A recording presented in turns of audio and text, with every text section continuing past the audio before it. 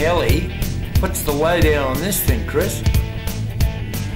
Okay, this one is known as a Jolly Green Giant. It's powered by a JetCat DHT3 power system. It means that the power from the turbine drives a shaft through a gearbox and actually turns over the rotor blades. It comes from Tweed Heads, and the owner is a very proud Steve Annette. As far as I know, it has yet to fly. They're still sorting out a few little teething problems. Isn't it gorgeous?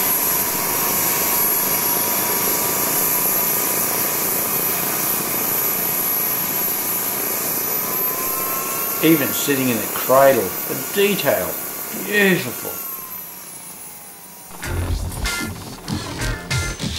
Yeah, it's you and Colin Simpson going to take his stealth out, are we? Feeling a bit brave?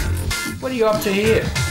Well, we're using a little air compressor to pump up the air reservoir tanks to about 110 psi, and that drives the air-operated retracts and the brakes.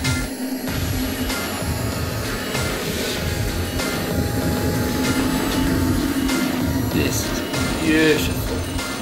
This is, I think, the first guy I saw venture out in the whole day. Yeah, this is Paul from Maitland. Paul Bennett is one of the fastest flyers in Australia. He's flying a Vigilante model, which is made in Western Australia and is powered by a Simjet turbine. Here it goes. Watch him, he's very good.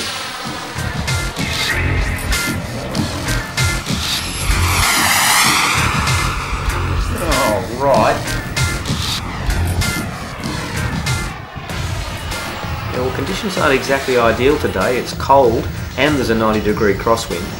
We're flying off the only tar strip on the runway. The cross runway is a dirt one. Air brakes on the back. Beautiful. They're flaps, Ray, but that's the effect anyway. Sorry, you know, I drive cars usually.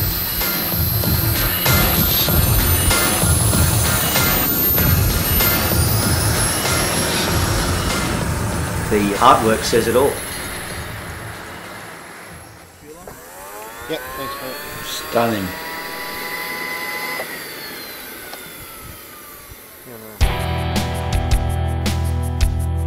Heaps and heaps of work. Everyone's pulling models out, getting gear ready. Well, they've come from all over Australia. It's a big deal. Not often do we get to fly off a nice strip like this. And it's been about 6 months since the last major event in the East Coast. And this is setup day. For some, it's their first flight of the aircraft for months. Some it's the first flight of their aircraft. For some of the pilots, their first flight with a type of aeroplane. That looks stunning. Little smoke trail I see. Well, that's because it's a ducted fan. That's the exhaust from the engine. Most of these aircraft are powered by OS91s. That means 15cc. Two-stroke aircraft engines, specially made for ducted fan operation. They're usually running an 8-blade impeller system with a tuned exhaust system. They're putting out usually over 6 horsepower at about 20,000 RPM. And it's not slow. Oh no. Here it comes. And so I think he could take out a speed one with this one. He's doing very well. What do you mean speed runs? Well, we have a radar gun, and at different times during the weekend they'll give us a time slot if we want to participate to see how close we can get to the perfect score for 130 miles an hour, 150 and 200 for this particular event. Other events have seen them at 100 miles an hour or whatever. Makes life interesting because you really don't know how fast you're going. When you think you're going faster, often you're going slower. Great concept, love it.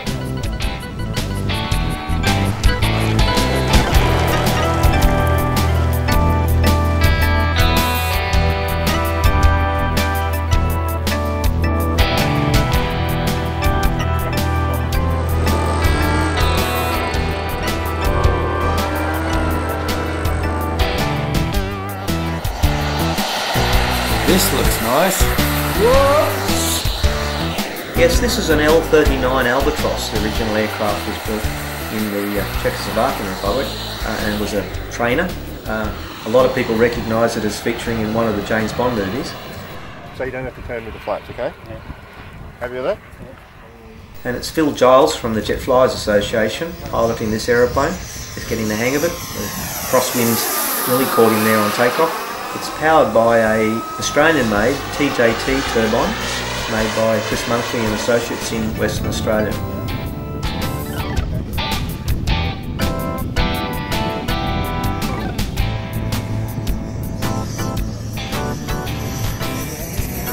Oh, the crosswind's working hard now.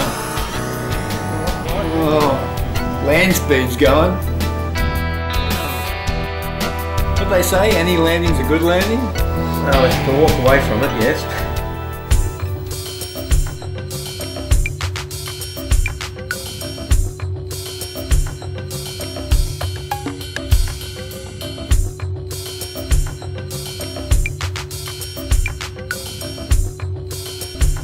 Great variety of aircraft. Sabres, Delta Wings, militaries, sports jets. I was amazed.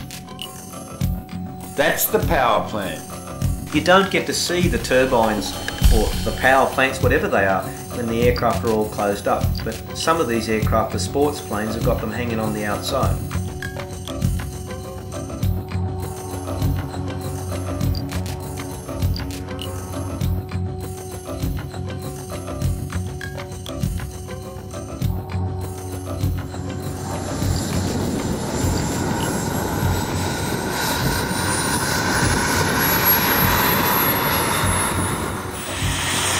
This is called a kangaroo, I believe. If so, why? Well, in actual fact, when the first aircraft flew in Germany, apparently the first landing, which we so often see with these things, was rather bouncy. So somebody said it looked like a kangaroo and the name stuck.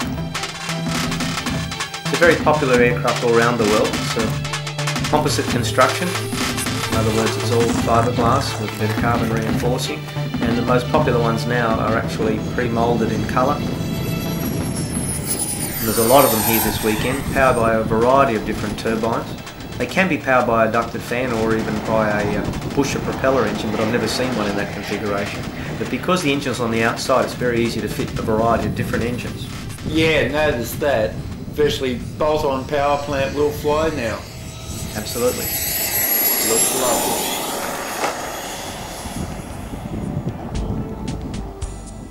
What's that hanging underneath? That's the air brake, which is just a deflecting panel in the middle. Because it's a big delta, they've found that putting it under the middle causes the least amount of aerodynamic disturbance but slows it down nicely.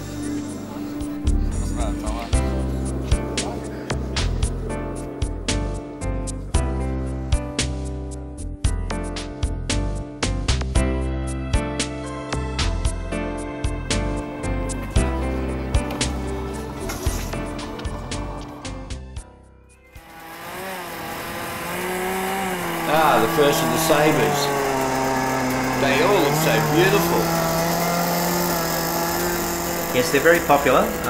Most of the ones flying here this weekend are Australian made from Trim Aircraft. They're all designed originally to be powered by Trim's own Ramtech fan system, but there's a few of them that have been converted to turbine power now. This one is ducted fan, obligatory OS91 and Ramtech.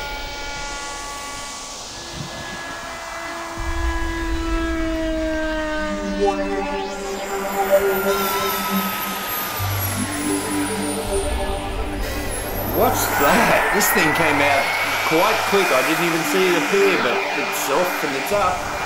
It's a little Spanish design aircraft called a 5-jet. This one's powered by a PST 600, which is an engine, a turbine made in Thailand. And it's a production version of the Ren 54 from England.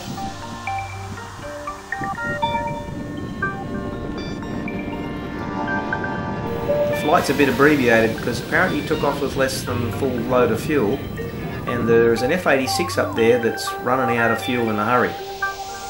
Uh-oh.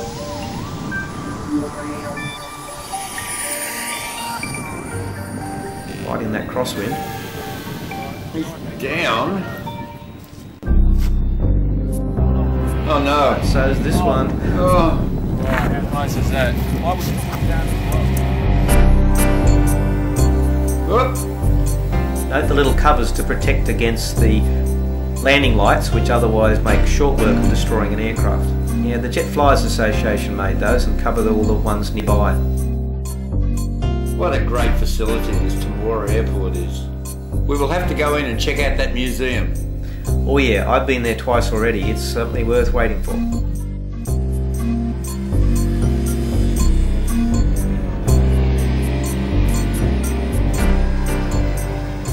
This one is a modified Skyburner.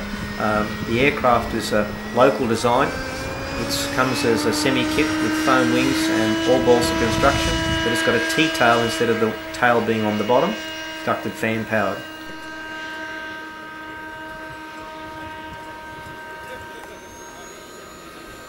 They fly really well, and this one is well flown.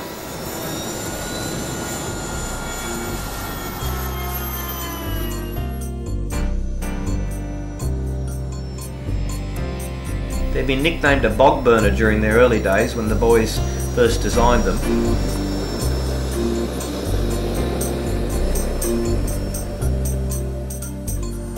Here's a missile. Yes, this comes under the unusual name of a Reaper. Grim or maybe yes or no, but certainly it's a Red Reaper. It's designed by a world famous scale modeller from England called Mick Reeves. Let's see it go.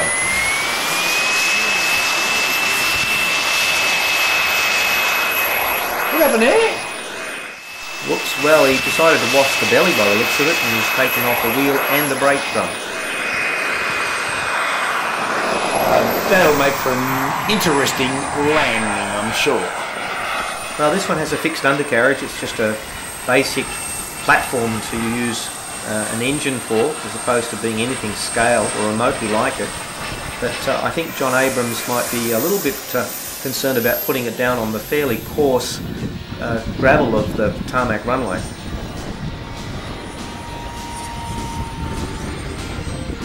Let's see how he goes. There should be a 2-point and a... Oh, not too bad. Oh, you would have taken a bit off on the wingtip on that. That's like running along on about 20 grit sandpaper. Another kangaroo. And in a bright colour scheme, of green and white. And cartoon characters all over it when you get up close. See that crosswind as he turns into it?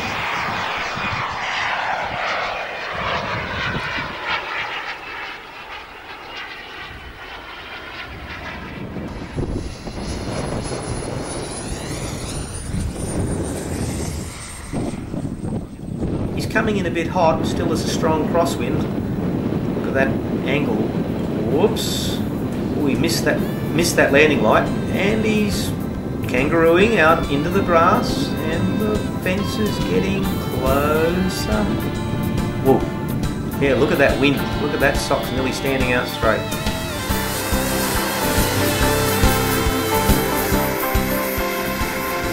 This is a great place to go flying. How come this airfield's here? Well, the airfield was built just before World War II, intending to prepare for the eventual combat that was coming.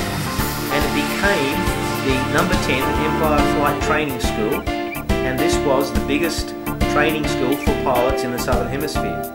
There was over 50 Tiger Moths based here, and in fact in the museum is the second oldest Tiger Moth ever imported into Australia that flew the whole war here, impressed into service in the RAAF.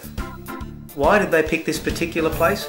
Well, they started building airfields all over Australia, but this particular one wasn't prone to the fog that seemed to envelop the areas around, particularly in Cootamundra and Wagga. That's the nearby towns, obviously. It is, Wagga's being the major city that's almost exactly an hour's drive from here, although Temora is quite a big town.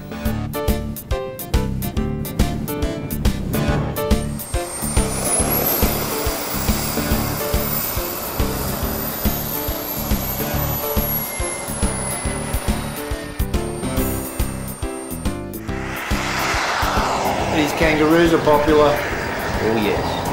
This one's got wingtip tanks on it, which helps with visibility. This aircraft is over 3.5 years old. Originally belonged to Peter Agnew, This particular one's been flown by Rowdy Matthews.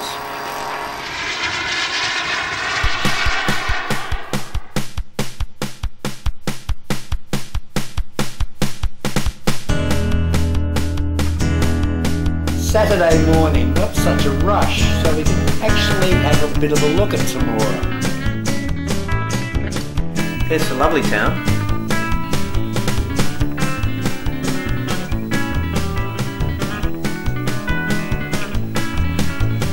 There's those train lines again.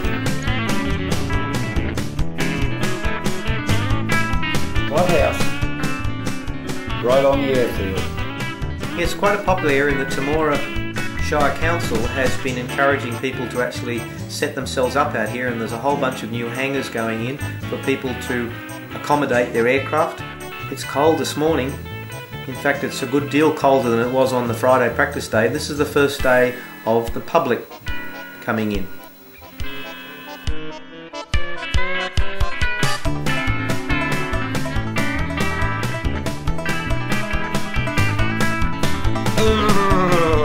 The warmest I've been was sitting behind one of these aircraft. Yeah, it's a good place to be to warm up, isn't it? Lovely. How many degrees on the tailpipe of a turbine? Most turbines have an exit temperature of around 600 degrees centigrade, so don't get too close. I was about 8 metres behind it and I was warm as toast. But it flew away. Yeah, funny about that. Well, today we're doing speed runs, and at various times during the day we'll be doing 100, 130 and 150 miles an hour, and there's some talk they may even put up a 200 mile an hour target. So that's all going to be tested with radar.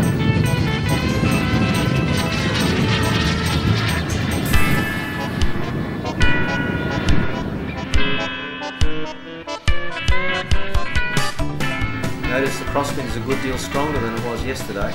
And he's slowing down to get that 100 mile an hour he's practicing for there. Oh yeah, it's a bit easier with the wheels down, slows it up a bit more. Strange concept, slow down the aircraft, do a speed run. Well, top speed's not the big deal for everybody. I mean, some planes can obviously go faster than others, and the top speed in Australia now is getting pushing around 250 miles an hour, but things happen awful quick that way, and not everybody wants to do that sort of speed.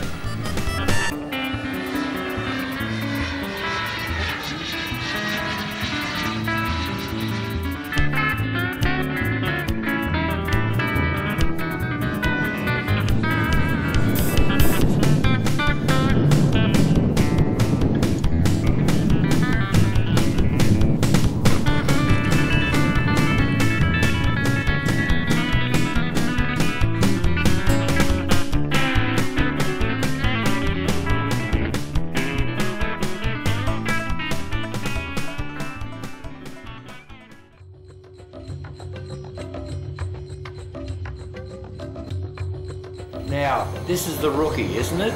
Yeah, the Rookie's a new development from the Fiber Plastics Company of Germany, now produced in Thailand, and it's got an enclosed engine instead of the one hanging out on the tail. Whoa! Oh.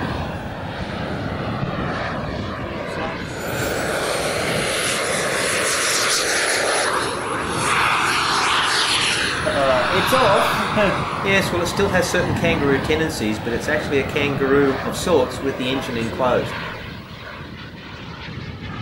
A bit harder to see today with that heavy overcast. And it's definitely colder.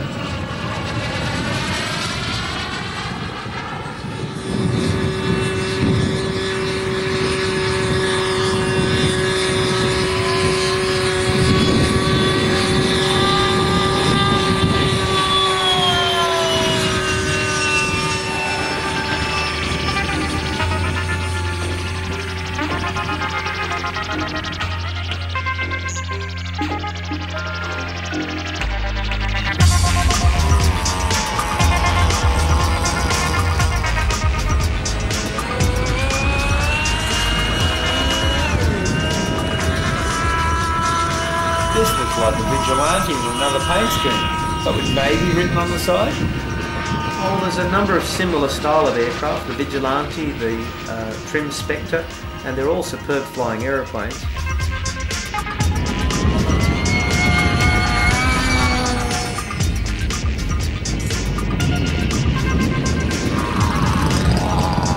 Oh, looks like he's got a problem. He's going around again. Yes, well, you should have 3 greens or 3 wheels down, and he's only got the 2. And here we come in the second time, and he's definitely only got the main wheels. And nose wheel. The sand off a bit. Uh-oh.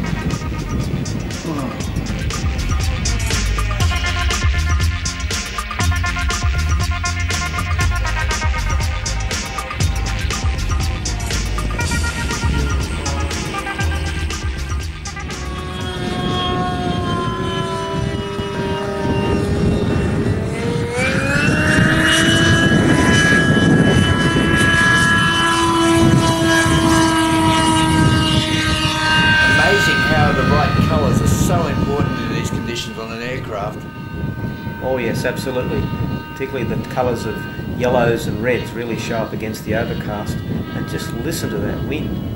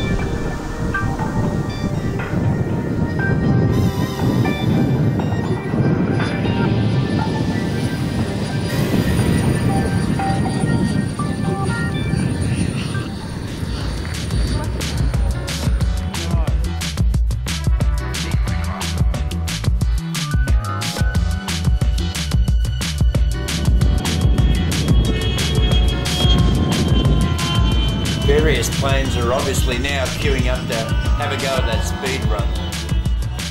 Well yes, it's a good target for the day, but it's interesting with the crosswind.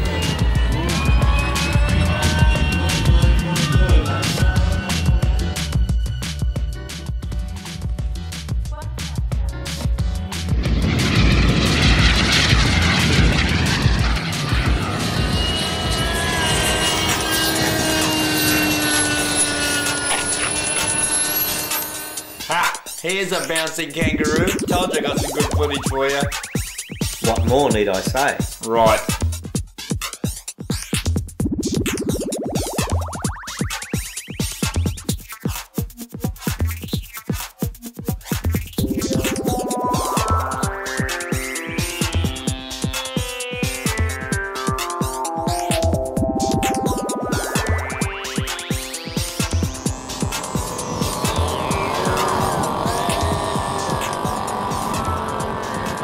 Hey, that's Peter's plane, isn't it? Gorgeous aircraft. What's the wingtips there? They're actually been taken off a multiplex glider, but designed to increase the wing area without increasing the wingspan. They work quite well. Looks great. Well, that's a Scorpion. It's been made by Bolly in South Australia.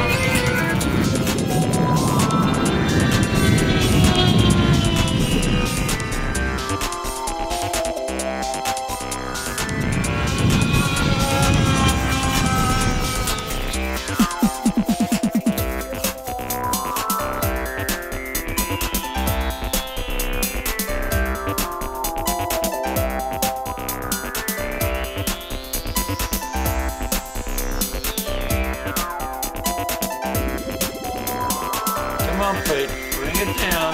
Bring it down. Bring it down. Safe. Sort of.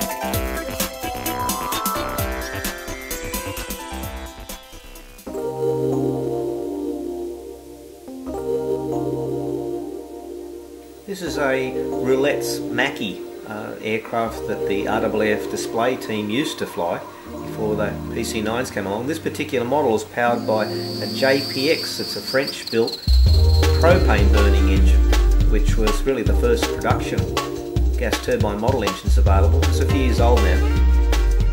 It looks so distinctive and pretty, on the runway especially. Look at that, gorgeous. If you notice the propellant tank there, it's a steel canister because you've got high pressure propane gas in it, and you've got to be particularly alert during the startup process for any chance of fire. You notice always the fire extinguisher is handy, that's mandatory.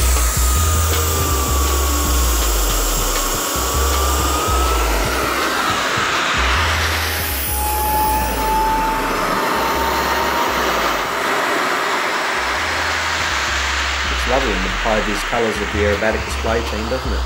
Absolutely. He's checking us out.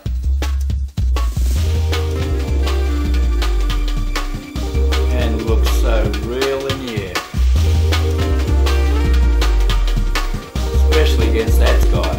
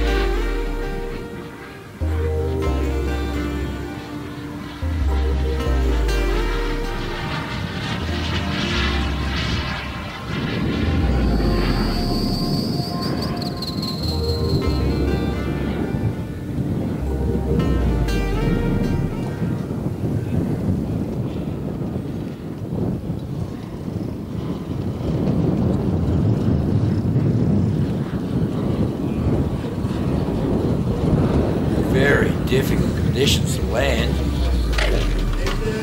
Oh, and the left gear's collapsed on landing.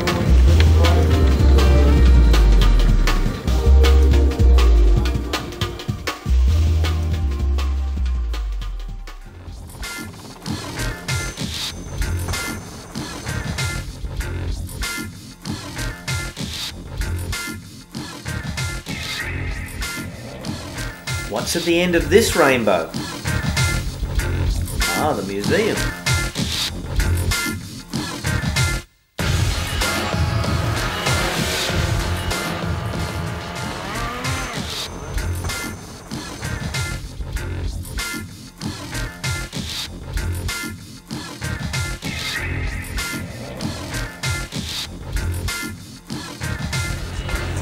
These planes are gorgeous. Who owns these? These planes belong to David Gladwin, who's a retired RAF and British Airways pilot, and like all smart Poms, has retired to Australia. Is the rumour true? He's flown Concords? He's done a lot of flying in Concords. He ran a tour operation, and he's probably got more flying time than most of the pilots have. A boy with true toys. Oh yeah.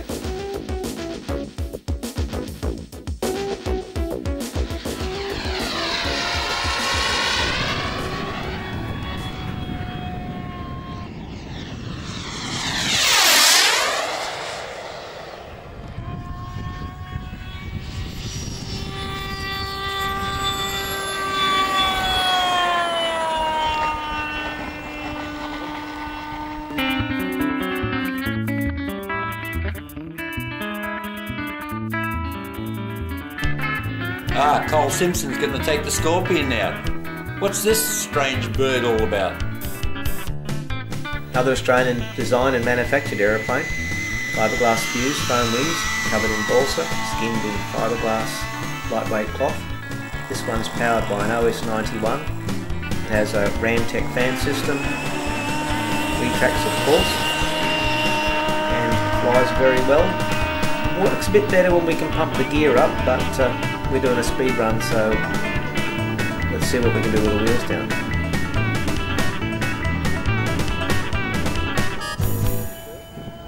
Without a radio, what sort of investment is an aircraft like this one?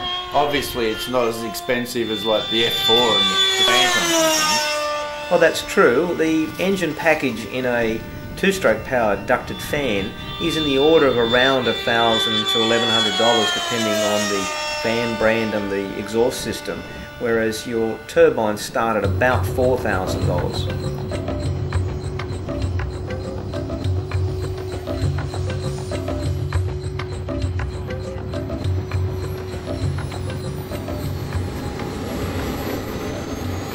Here's money on the wing.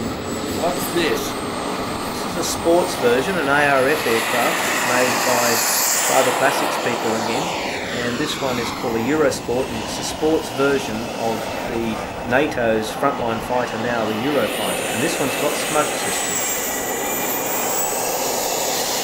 And another Saber's gone out at the same time. Oh, they're very popular.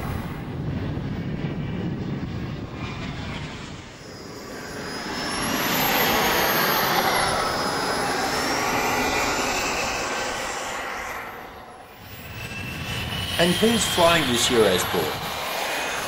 This is being flown by Peter Agnew. Peter actually is the importer of this aircraft, and the plane in question is powered by a JetCat P120, which he also imports through his company IAC. It weighs around about 12 kilos, has a JR-PCM 10X radio to tell it what to do by the pilot's input, and has a robot retracts. Beautiful looking paint scheme too, gorgeous craft.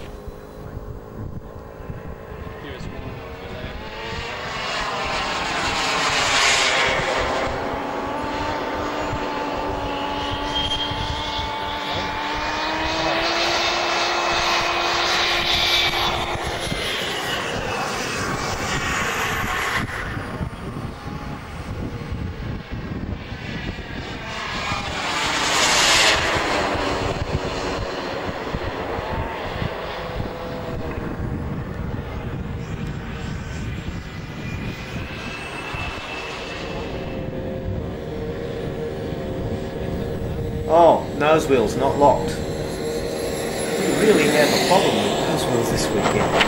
Ouch!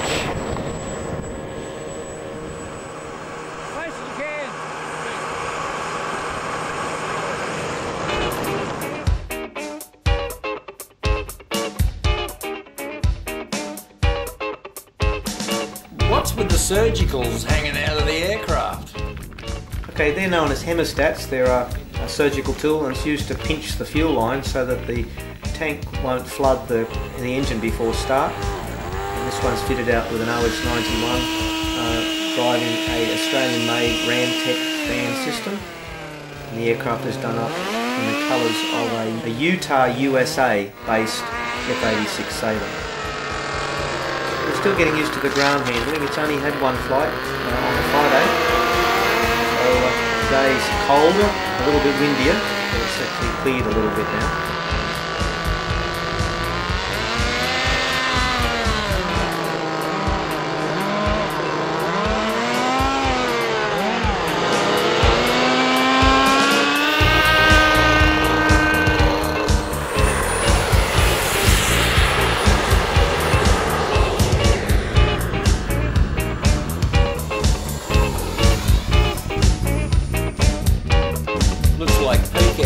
I can see 3 transmitter antennas at the moment. It gets a bit busy sometimes. Not down yet. It's not true. Well, that's the second, third, fourth. Oh, into the water. That cooled it down. And another kangaroo. Whoops, whoops. Oh, they're a little crossed up there. Somebody from overseas might well ask, do all you Aussies fly boomerangs and kangaroos?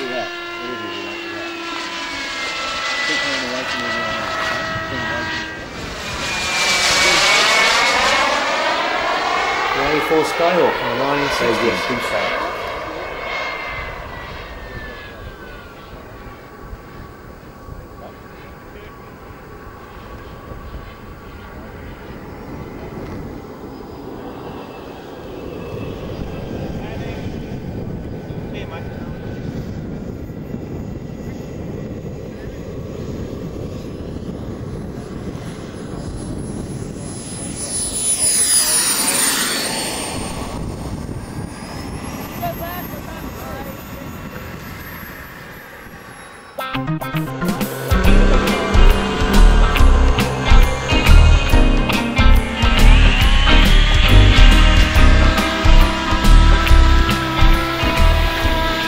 Skyhawk from the 1960s looks good, doesn't it?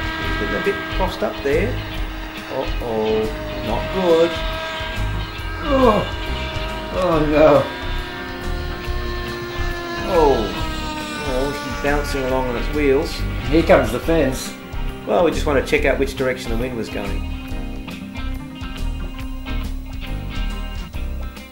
What's wrong here?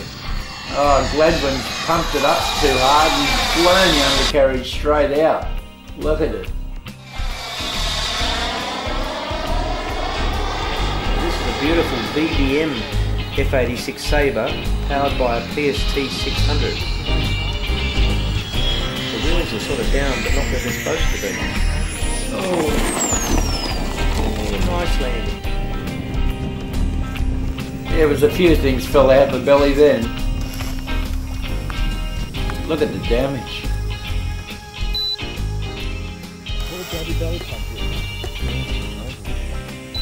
I'm sure he'll fly it again.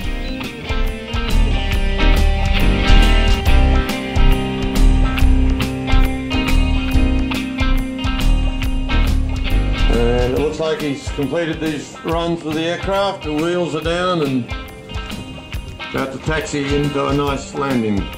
Just holding off. Here we are down. This crosswind makes landings today very, very difficult. So it's good to see a nice, soft, gentle touchdown.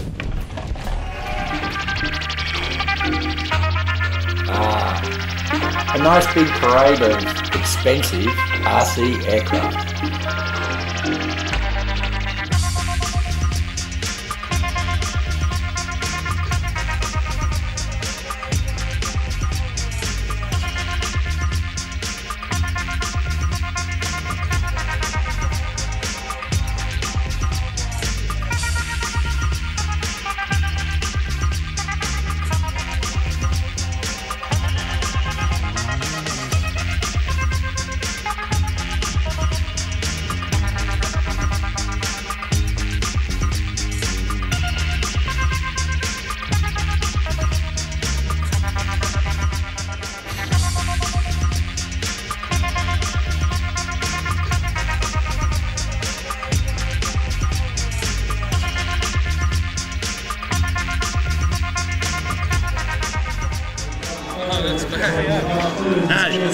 That's what happens when it doesn't hit them.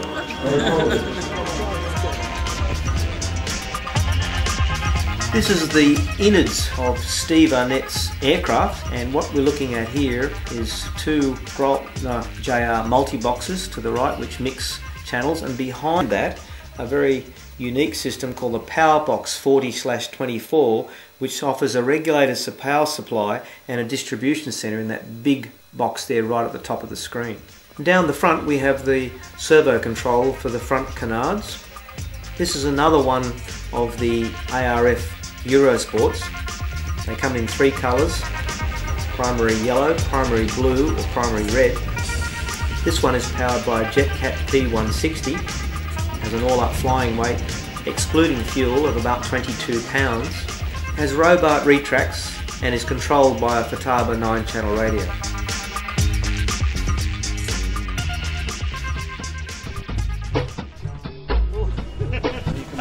good. Nasty.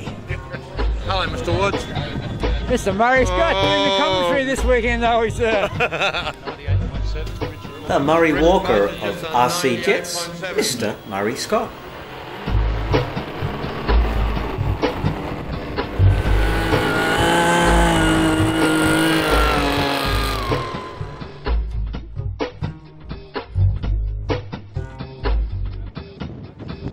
So, Pete, what speed did you get? I got 98.7, I think it was. It's getting there. First time the plane's flown in what? 12 months. Yeah, with a new second-hand engine. Did you do this during the speed run? Yeah. But TMI, I mean, my God, You did that, Chris. yeah, every time you give me the radio in it with a dead stick, the whole exhaust ducting moved back over an inch, and then the pipe stayed on the engine, and it melted onto the trim hanger. We couldn't. It's a good promoter, that. Goes well.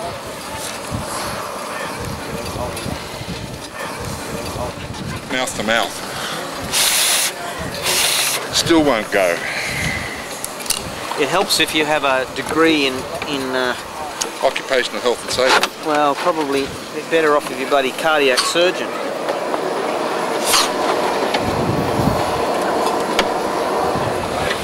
Got to get the liver out of the way. Like the doctor that decided he'd change tack and become a motor mechanic. So he went to take 130% in an examination. And the lecturer said, well, your theory was perfect. That was out of 50. You got your 50%, and you assembled the engine and it ran, and you got your full 50% for that, and then we gave you a bonus of 30%. And the bloke said, well, why did I get a bonus of 30%? Because we've never seen anyone assemble an engine through the exhaust ports before. I thought you said there was no fog in Temora. That's what they said. Just call the speed that you're going to come through at. It'll be 150 and 130 mile an hour. Alright guys, go fly. You all know the rules. What did you hold us up for that for? You know the rules. You'll change the rules anyway.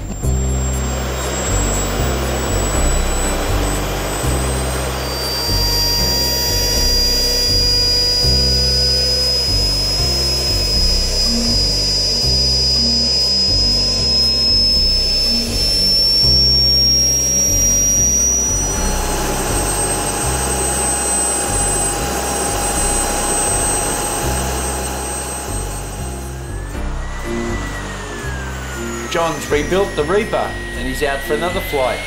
Hope the wheels stay on. I thought you said he fixed it, Chris. Well, that's what they said. Back to the pits. Maybe if he gets it back down.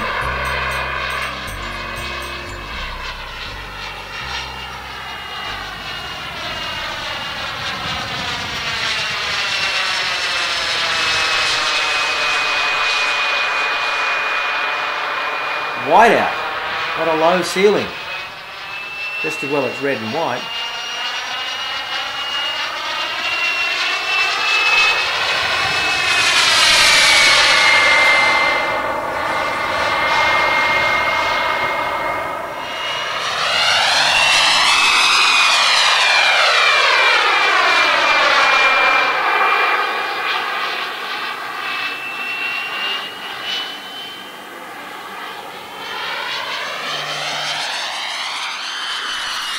What's he doing? Trying to pick up the wheels again?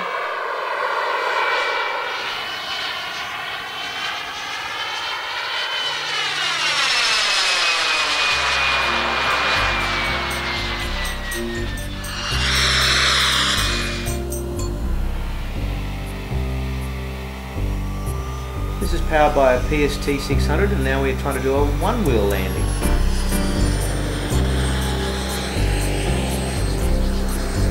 There goes the last bit.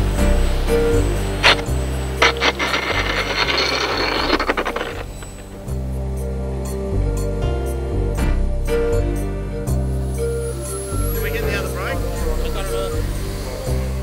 Victorian Bill Pearce has brought his lovely F-15 Eagle along. This aircraft is about 6 years old and is a converted from a ducted fan aircraft, now powered by an Australian-built TJT 2500 semi-auto start, so he needs external power to cool it down. And at this time has only had about 4 flights on it as a turbine. And they're still sorting the engine location.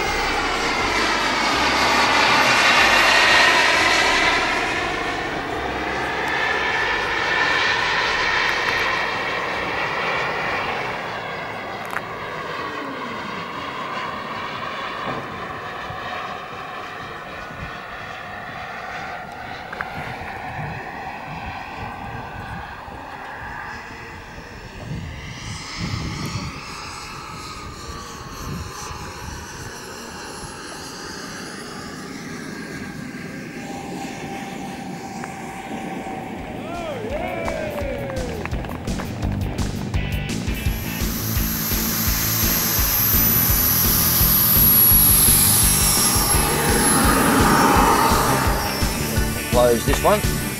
Yeah. Right, mate. Don't look good here, mate.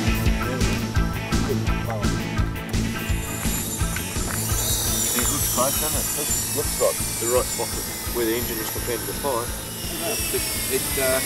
We can get more at the moment. I can probably get another 6,000–7,000 RPM out of it, which would make a difference. Yeah, it wouldn't hurt to get that. Yeah.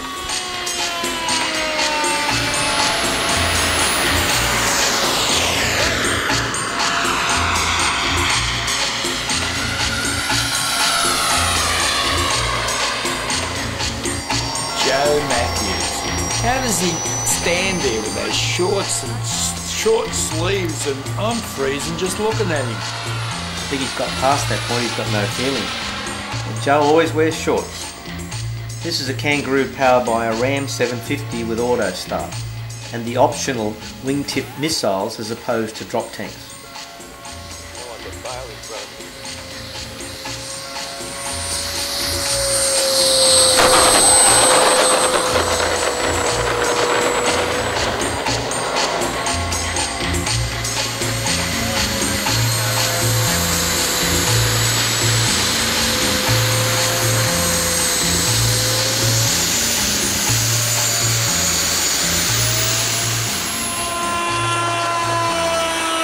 This is another Sabre done in Japanese aerobatic team colours of the Blue Impulse team. It's made by Trim, powered by an OS91 with a Ramtech, weighs approximately 6 kilos and is owned by Ian Roy from Longdilligon.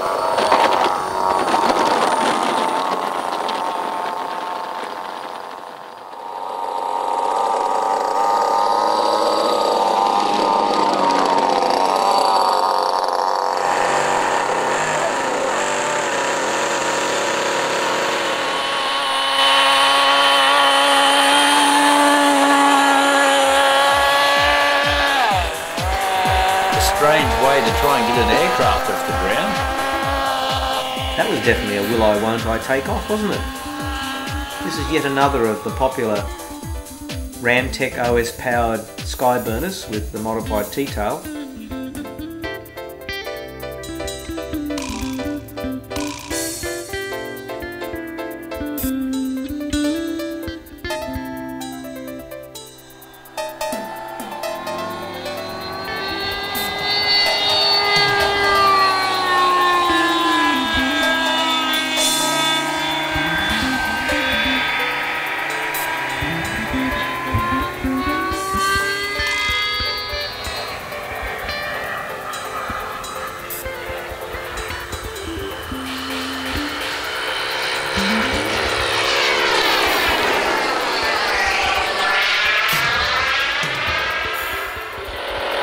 Certainly doesn't tax him slowly, does he? Oh no. No brakes on ducted fan aircraft as a rule.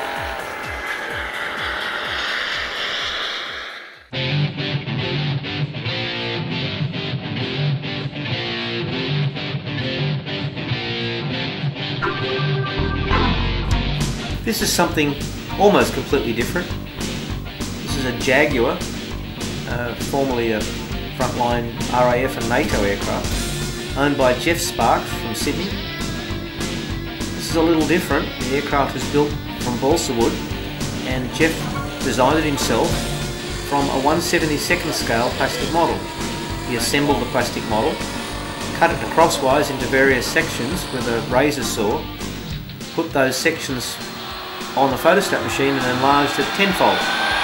So he's ended up with an aircraft of 1 to 7.2 scale. And this is actually his fourth example.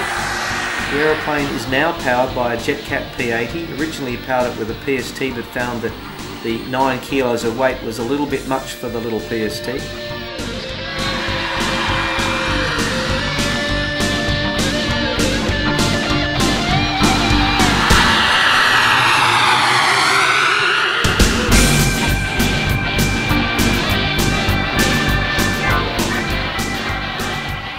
He also has the exhaust outletting through what they call a bifurcated outlet. In other words, the single turbine splits through a Y fork into the 2 stainless steel exhaust pipes. I really thought this aircraft looked very, very authentic, and because it wasn't a standard kit, it certainly stood out amongst the crowd. Yes, it did. Nice flight too.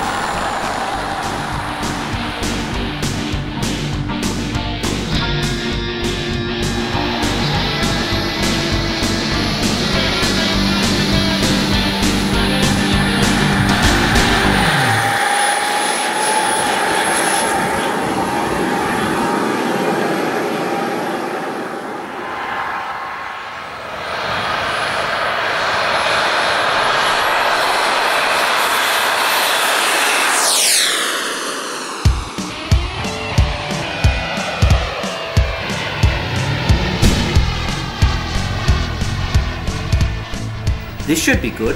This is Alfred Pye. Alfred's from Mermaid Beach in Queensland, and he's Australian FAI aerobatic champion. So we can expect some serious aerobatic flying.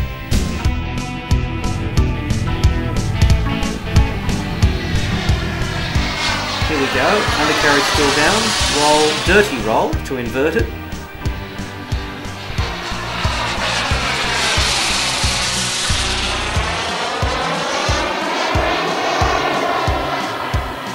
Visibility conditions aren't exactly ideal, but at least with the dark blue top and yellow belly, the aircraft does stand out reasonably against the red.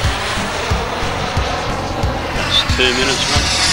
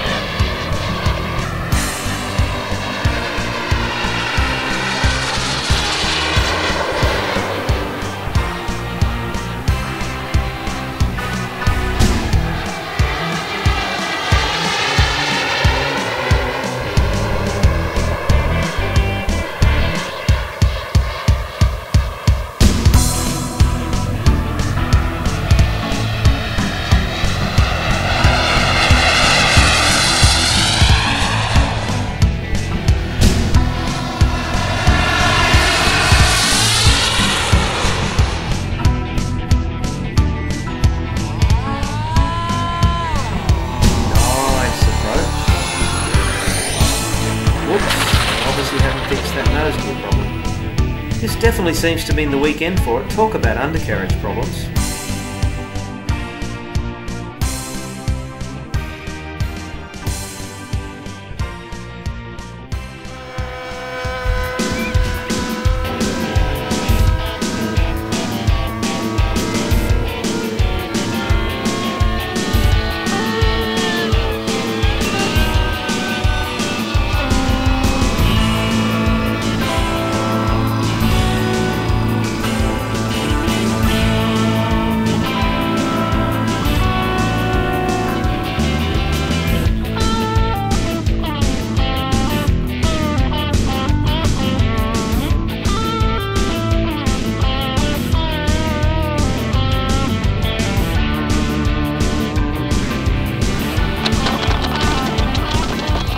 Another nose job.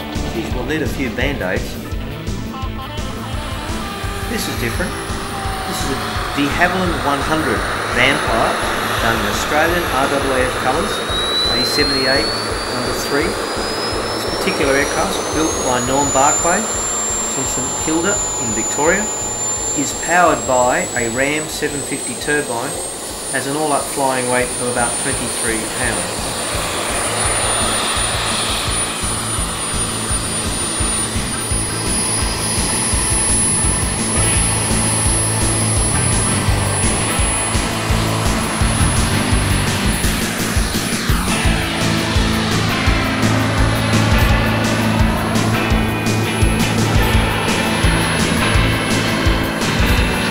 Gone, never to be seen again.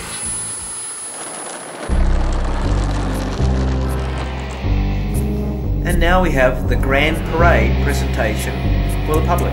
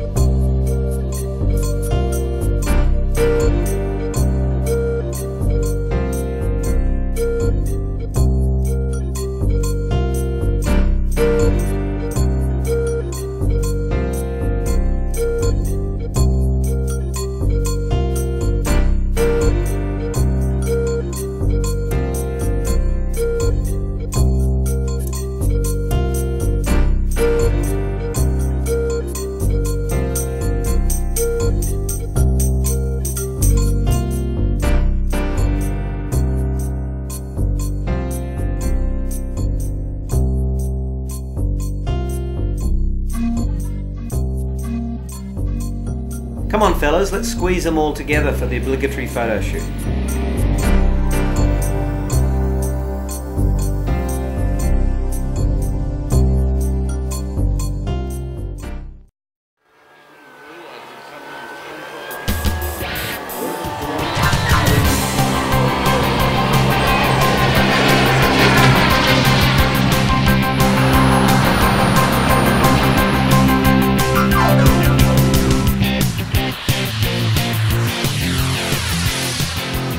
Bennett's back out with his Vigilante for one of the last series of flights during the weekend.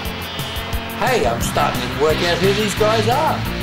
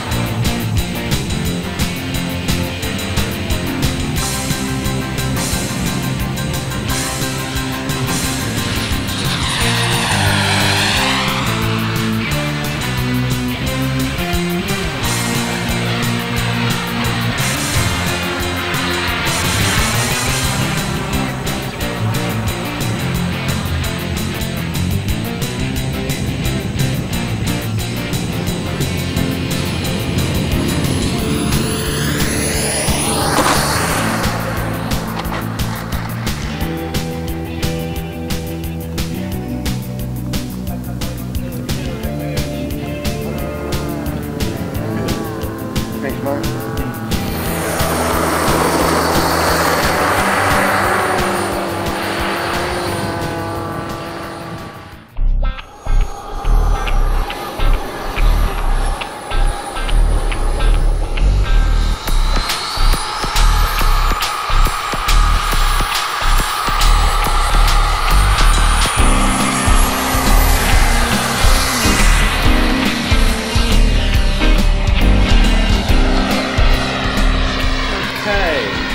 White with dark blue at 15, Peter Agnew flying, Frank Rogers the owner, Jetcat 160 power, flies absolutely beautifully.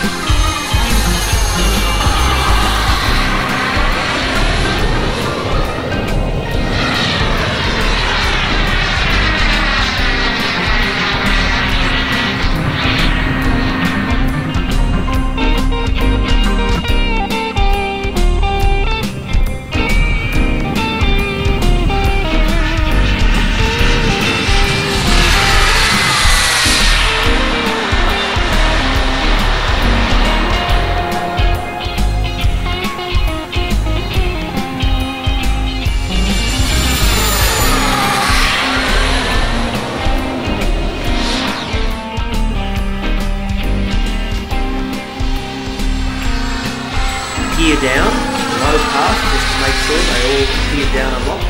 Just line up for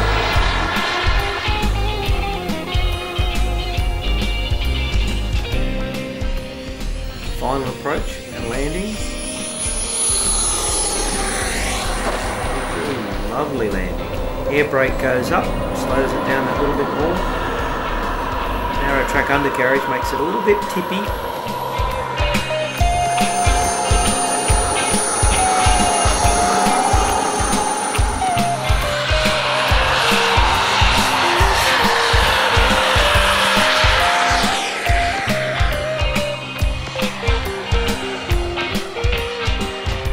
F-15 number 2, this is flown by David Gladwin. This is powered by a Jetcat 160, all-up flying weight 28 pounds, radio JR, spring air retracts. Took off with a drop tank and it's gone now. I missed it, what can I tell you? I blinked, it was gone.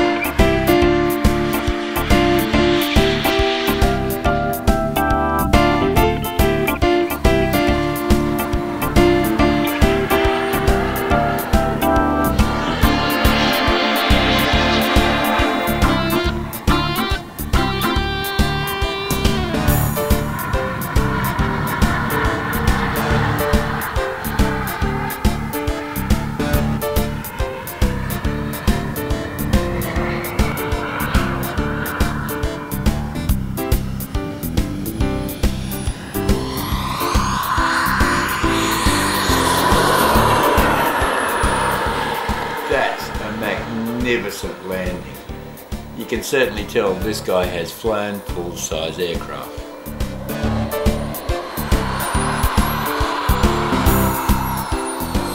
Yes, David had a long career in the RAF before he went on to fly Boeing jets with British Airways.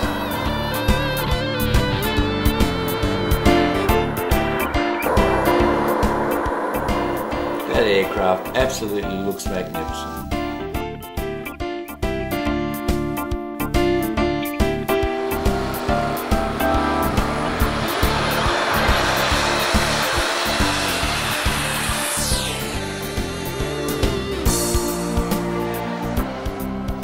Alfred Pye's up again, in this blue Eurosport owned by the Annets, and after his familiarisation flight last time, he's going to ring it out a little bit this time, we hope.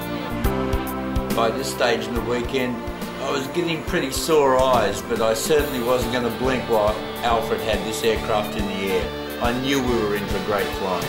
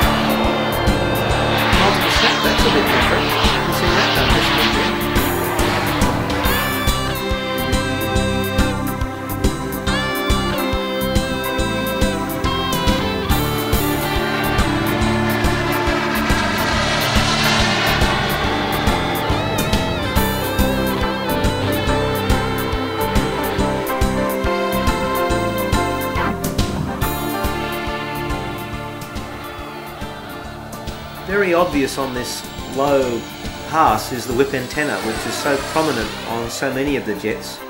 Gets the aerial right out of the fuselage, away from all the electronics, and particularly away from what so many aircraft have, is carbon fibre.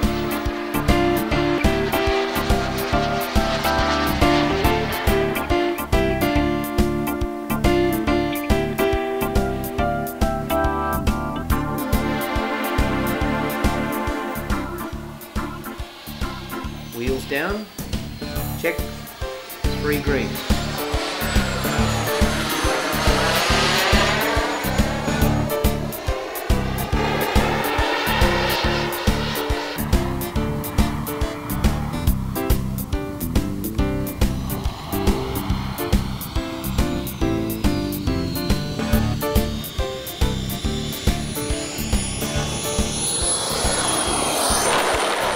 Precision landing. Exquisite. Lovely stuff.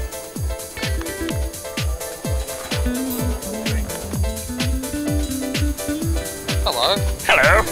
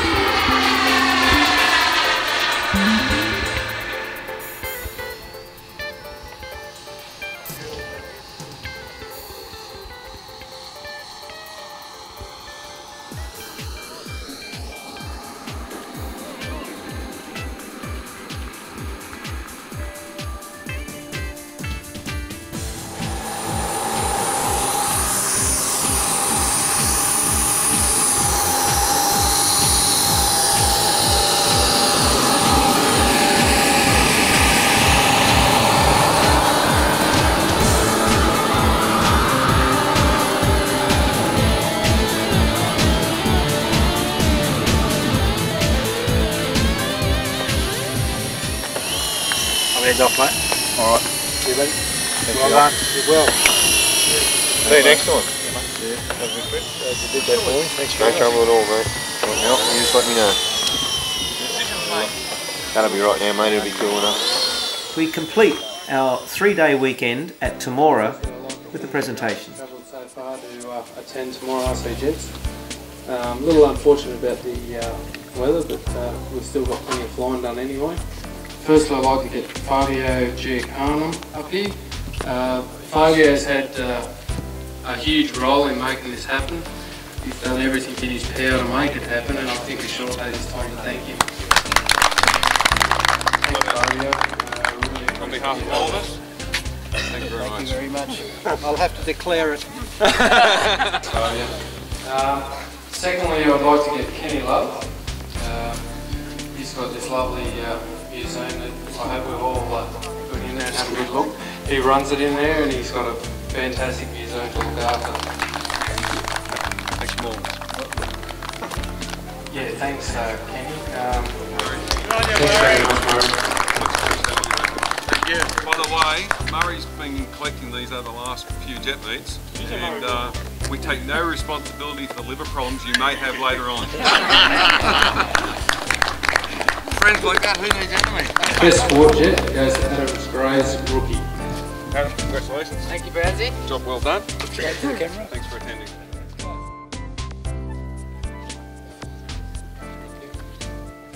I'd like to thank Dad because it's not actually my plane.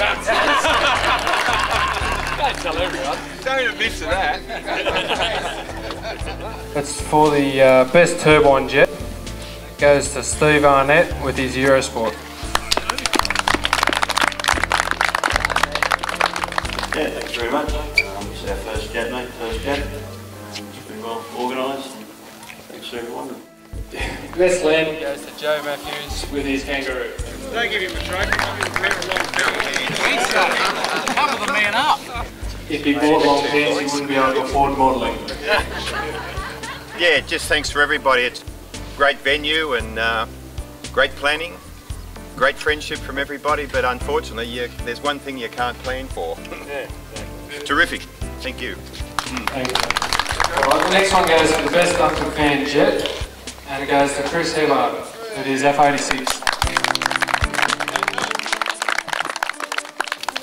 Well, I'm echoing what's already been said, but this is a fantastic venue, and I actually would like to think I might have had a little input into where we've ended up, because I was here 3 years ago before they opened with the then manager, and he, knowing my interest in it, said, would this be any good for jets? And I said, man, this is just fantastic. Technical achievements, and this goes to a very lovely F-15 powered by a TJT 2500, goes to Bill Pearce. Bill's worked very hard and long to get this in the air, and he's a bit overwhelmed. I just wondered what for, sorry. Best Dr. Fan, well, conversion.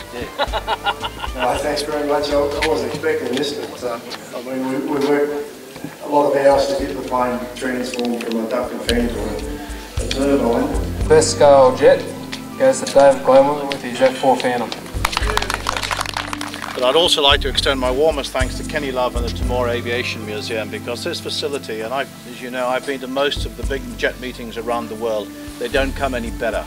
And the museum itself, I'd also say I've been to many of, if not all of the world's major museums, and there are two I'd put right at the top of the list in terms of presentation. And right at the top would be the Champlain Fighter Museum in Phoenix, and right alongside it I'd put the Temora Aviation Museum. It's beautifully presented, and the fact that they have a collection of aeroplanes, several of which I've actually flown in my Air Force career, makes me feel it's really doing its job of creating an interest in aviation. So Kenny, he's gone. Thank you again for this wonderful facility, and let's hope we can come and visit you again. Thank you also for making me feel so welcome with your weather.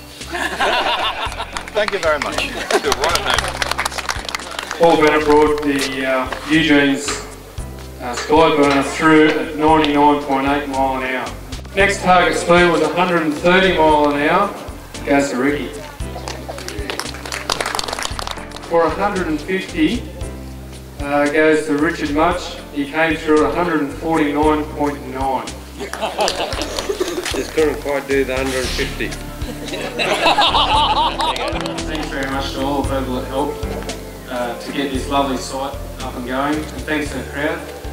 Lovely crowd. Sorry about the weather. Maybe next year a little bit better. Thanks very much. That was great fun. I really enjoyed that. Are you going again next year, Chris? Oh yeah. I'm going to bring the camera again. We'll do another video. Next time we'll do some narration. What do you reckon? Yeah, let's do it proper. Okay, next time.